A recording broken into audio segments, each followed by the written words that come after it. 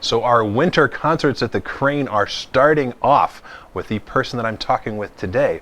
Une Jeong is joining us on Sunday, March 1st at 3 o'clock. And I'm so excited to have her joining me here in the studio. Une, it's so good to see you. Thanks for having me here. Thank you for coming to Quincy. Thank you. It is such a treat. It's a beautiful place. Well, thank you. So you're kicking off, I don't even know how many of these concert series we've done, but this is our first concert series where every concert is featuring our brand new piano. And you have been studying piano for a long time. For a long time, since I was 6. Since you were 6? Actually, 6 in Korean age, so that's 4. How does that work? I'm sorry. So when you're born, Yeah. you're 1 year old. Okay. Yeah. And then next year, so let's say you're born in 2020. Right. So your first birthday in 2021. Yeah. You're celebrating your. First, well, that's a different now- thing, but you're considered you're 1 year old. Okay. And then next year, 2021, you're Right. 2. You're 2. Yeah, So you're that's how it starting. goes. So you're starting your second year. Yeah. You're 2 at the beginning of the year instead of we Yeah. call it at the end of the year. Wow. True. So you started though when you were 4. Yeah. That's a long time. That's a long I mean, time ago, you're, yeah. you're clearly young still, but that's still a very Yeah, long time, long I'm time sure. ago, yeah. So did you like it growing up? Did you do it because you had to? I loved it. I started by banging the piano, but Okay. not banging exactly. I like to play a low range of the piano and a very high range of the piano. Okay. So I really like the tickling sound, like sparkling sound of the top of the piano, Yeah. and also the growling sound of the body, the low sound. And then after a few weeks, I think. I don't know how time went by. That's But right. my mom taught me how to play do, re, mi, and then I was good. And then, yeah, since then, I accelerated the process of learning. So she sent me to, nearby, piano school, and then I entered the competitions, and When did you have your first competition? I think I was 7 or 8. Wow, that's pretty quick. Yeah, and I played some Clementi and Mozart. Okay. Yeah. Wow. And original Mozart, right? Yeah. I'm sorry, what? An arrangement or the original Mozart? Original Mozart, of course. Sonata. As I recall, that's Sonata number 10. Okay. I think, yeah. Wow. I remember I took piano lessons, and I definitely played some Clementi. I don't know if I was 8 years old playing Clementi before. But, I have a lot of students who would do Clementi at 12 or 13. Yeah. Yeah. How many students do you have now? Well, I don't count. You know? It depends on the time. Yeah. Well, yeah, I have A a good lot number? of students. Yeah? Yeah, good amount of numbers. Yeah. Oh, that's great. Yeah. But we're getting ahead of ourselves. So you studied, you were studying at 6 and 8 and entering competitions. Did you study it in school? Did you, I know some people, like one of our other performers during this series, actually, he grew up in China and actually went away from home so he could go to a conservatory, a music prep school. Was Yeah. that your experience too, or did you stay at home? No. Actually, this is an interesting part for most of the people who heard my music. I stopped music completely at the age of 13. Wow. So when I was in middle school, I was good academically, so my father believed that the best, less risky bet would be just, following that academic path. Okay. Yeah. The life of an artist can be a challenging road. Yeah, and then I was in a prodigy, Okay. some of the very world famous classical pianists or cellists or violinists. I wasn't that. So You weren't Lang Lang, huh? Yeah, so he thought you're good. You study well. You have to just go to the best university in Korea and Okay. get a good job and live well, find some security. So how long did you step away from the piano? Almost, let me count. So almost 8 years. 8 years. So middle school, high school, no piano. No piano. You went to college. What were you studying then? I went to Berklee College of Music. So there's a you little. could not. You were pulled. It's clearly important to you somewhere Yes, deep inside. it was very important. How did you get into Berkeley if you'd stepped away from music for so long? I know, but I still had the chops. Yeah. And then I switched to jazz. Okay. So So you were doing and just purely classical when you were studying. When you were yeah, younger. when I was Yeah. And at that time in my town, there's no jazz at all. Like Okay. I was never exposed to that kind of Yeah. music. That kind of music. That's a funny way to say it, but yeah, I Yeah. wasn't exposed to a lot of different genres. How did you first hear it? Well, I was in a professional choir Okay. as a child, and that was a very intense work. A as touring child. choir? Or? Yeah. We did 2 to 3 rehearsals every week, Okay. That and is then pretty we intense. were kind of not paid, but we were supported by the city. Okay. And then we So you toured. had uniforms Yeah, and when buses you and that kind of thing were taken care of. meals and everything, Okay, traveling fees and tour fees and Wow. yeah, everything. We even went to San Francisco, Hawaii. So you weren't just touring around the country; you were Yeah, touring yeah, internationally. yes, yeah. Wow.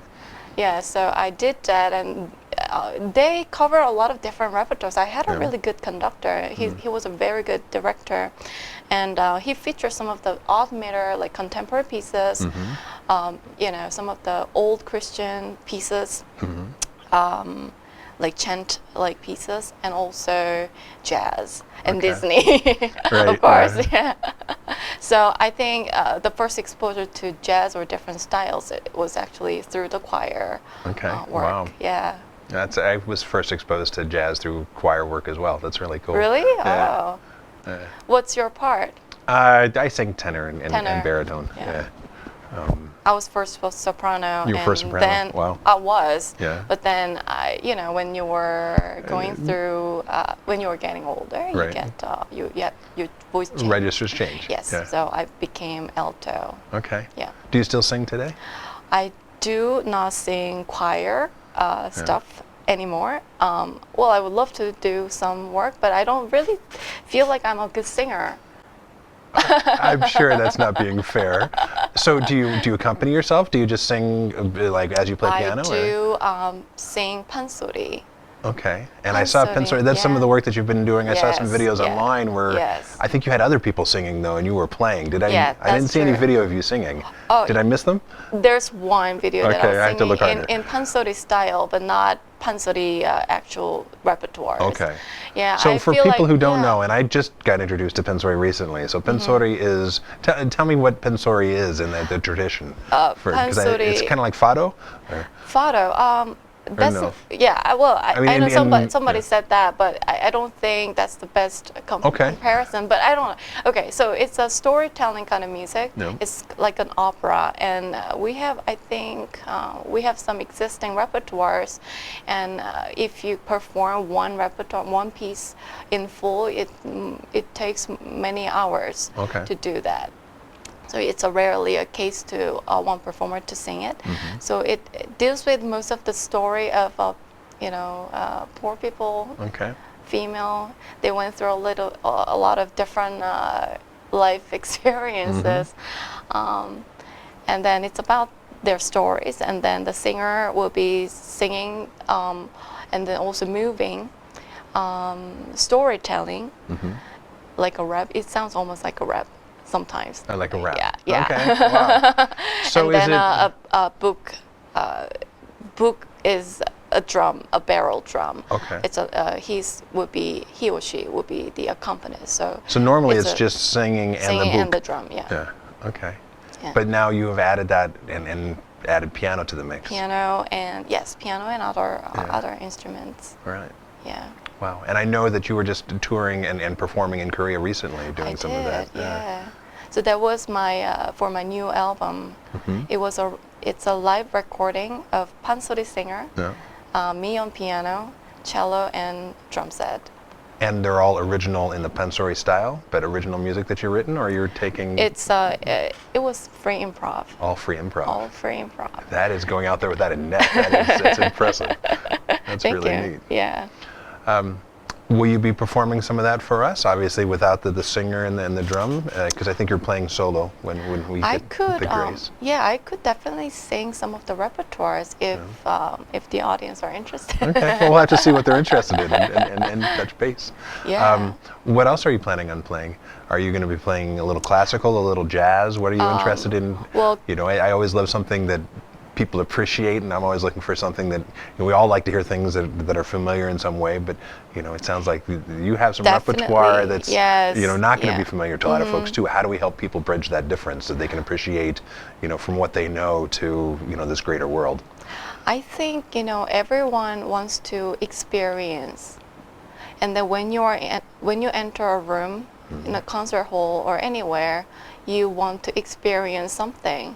And I would like to bring some experience on the spot. Okay. On the spot where I'm present and everybody else is present, and we're making that together. So that connection of being together already should give a connection between the audience and the artist myself, I think. Yeah. So I'd like to, yeah, some of the repertoires I would like to perform would be drawn from my first album called Turtle Suite. That combines some of the classical elements to it, but a lot of colorful harmony and a lot of you know, musical storytelling. So I think most people appreciate that instantly. Okay. Yeah. It's more accessible to a lot of folks. Accessible, yeah. Do you still incorporate some improv as well? So Oh, of even course, if people yeah, go yeah, out yeah. and listen to your music, I know you're on Spotify, you're probably, I know you can find you on YouTube, and there's other places to find your music. Are you on Bandcamp? Or I'm on Bandcamp. yeah, That's, everywhere people are looking, they can find you? Yeah. Yes, yes. iTunes and iTunes, yeah. Yeah. Apple, yeah, Apple iTunes. Yeah. Spotify somehow they didn't put my recent record somehow. Hey, Yeah. you should fix that. I should Yeah, fix that. I would yeah. like to hear that. Yeah, but I'm on Spotify, Apple Music, iTunes, and YouTube, and But even what Bandcamp. people find there, you're going to be improvising at this concert, so they'll have an Yes. idea of what you sound like, but they have to come and They have actually. to come. Yeah, They have to there be is no present. substitute because it's never the same thing with improv. Never. That is the thing, you know. A lot of artists, a lot of musicians, we don't really believe in the same thing repeated in. It's different than It's a a painting. It's a living thing. It's a living thing. It's an organic thing, and you know, it has to do with where you are at the moment, space time. Yeah. Yeah. If you're going to be mindful and present, you Yes. can't be somewhere else. You have to only No. be here. Yes. Yes. I'm so excited that you're here with me today, and I'm really looking forward to your performance. Thank So you. thank you for joining us. Thank you, Clayton. So, I hope you're as excited as I am to kick off our winter concert series with Une Jeong on March 1st. It's a Sunday at 3 o'clock. Just like every Sunday in March, I hope to see you at the library.